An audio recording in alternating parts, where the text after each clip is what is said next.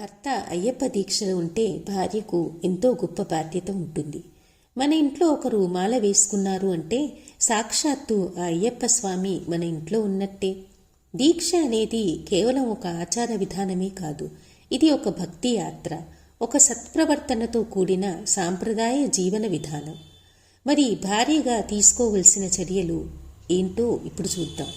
భర్త ఈ పవిత్రమైన దీక్షలో ఉన్నప్పుడు భార్యకు ప్రధానమైన బాధ్యత అతనికి పూర్తి సహకారం అందించటమే.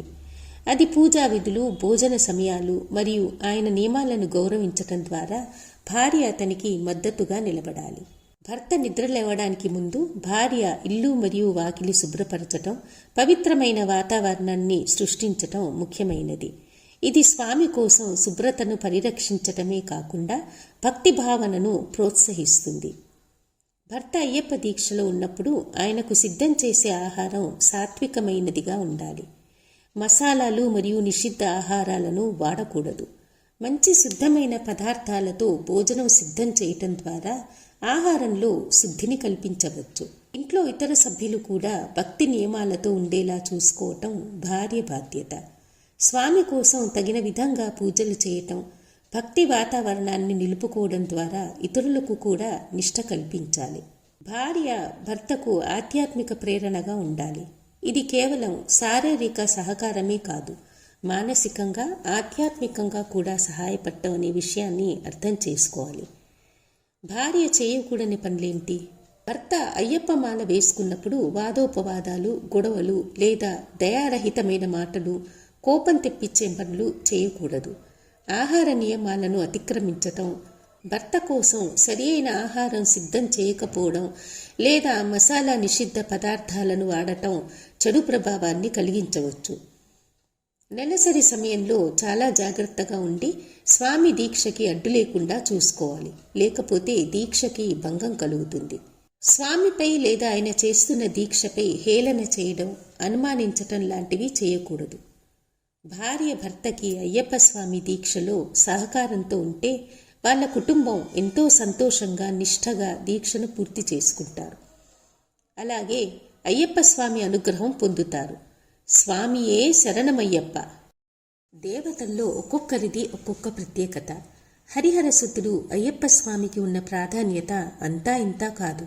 కార్తీక మాసం వచ్చిందంటే చాలు పురుషులు పెద్ద ఎత్తున అయ్యప్ప మాలలో కనిపిస్తారు. స్వామి కృప కోసం మండల దీక్ష చేపడతారు. అనంతరం సంక్రాంతి సందర్భంగా కనిపించే మకర జ్యోతి దర్శనం కోసం కళ్ళు కాయలు కాసేలా నిరీక్షిస్తారు. అయ్యప్ప స్వామి గురించి, అయ్యప్ప మాలలో ఉన్న ప్రత్యేకత, మహిమ గురించి ఆ దీక్షను ఆచరించే వారికే తెలుస్తుంది. ఆ అనుభూతిని మాటల్లో చెప్పలేం. మండల దీక్ష సాగినన్ని రోజులు కొన్ని నియమాలు పాటిస్తారు. ఉదయం, సాయంత్రం చల్లని వేళల్లో చన్నీటి స్నానం, ఒంటిపూట భోజనం, నేల మీద నిద్ర, పాదరక్షలు లేకుండా నడవటం, 41 రోజులు అయ్యప్ప ఆరాధనలో గడపటం, ప్రతిరోజు గుడికి దైవ దర్శనానికి వెళ్ళటం, అన్నిటికంటే ముఖ్యంగా నల్లని వస్త్రాలు ధరించటం మొదలైనవి పాటిస్తారు. అసలు అయ్యప్ప దీక్ష తీసుకున్న వాళ్ళు ఈ నల్లని దుస్తుల్నే ఎందుకు ధరిస్తారు? ఈ ఆచారాల వెనుక ఉన్న కారణాలేమిటి? అయ్యప్ప మాల తీసుకున్న వాళ్ళు ఉదయం, సాయంత్రం చన్నీటి స్నానం ఆచరిస్తారు. చల్లని వేళల్లో చన్నీటి స్నానం వల్ల శరీరం, మనసు తేలికపడతాయి, మానసిక ఒత్తిడులు తగ్గుతాయి. స్వామిని పూజించటంలో ఏకాగ్రత పెరుగుతుంది.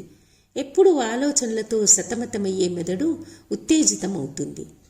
మరి పాదరక్షలు లేకుండా మండలం రోజులు నడవటం వల్ల పాదాలపై ఒత్తిడి పెరుగుతుంది. అసలు ఒట్టి పాదాలతో నడవటం అనే సందర్భమే లేని కాలం ఇది. చాలామంది ఇళ్లలో కూడా ప్రత్యేకంగా చెప్పులు, సాక్సులు ధరిస్తున్నారు.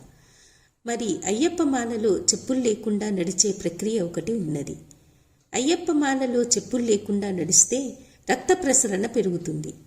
అది గుండె మంచిగా పనిచేయటంలో సహాయం చేస్తుంది.